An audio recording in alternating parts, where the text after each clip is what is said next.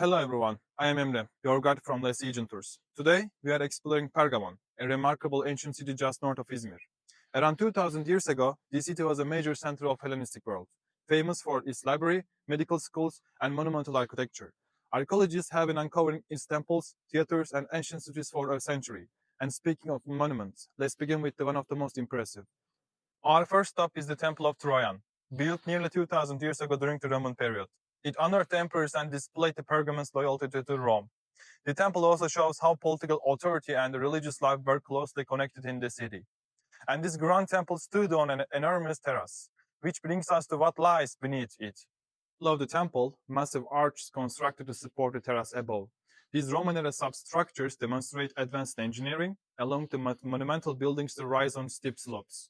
As we leave the engineering marvel behind, we move toward another symbol of Hellenistic ambition, the theater.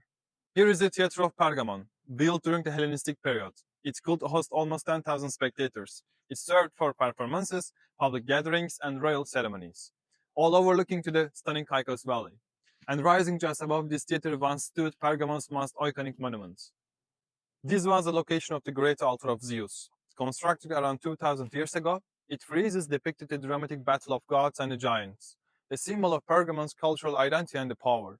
Today, the altar itself is in Berlin, but its base remains right here. From the realm of the gods and the myth, let's now step into the world of healing and the science. We now arrive at the Asclepion, Pergamon's ancient healing sanctuary.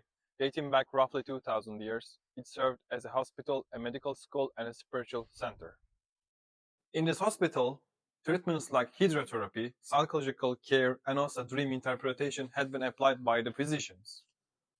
Inside the complex, a small theater was used to teach a surgery, literally theater surgery, where physicians demonstrated procedures to their students.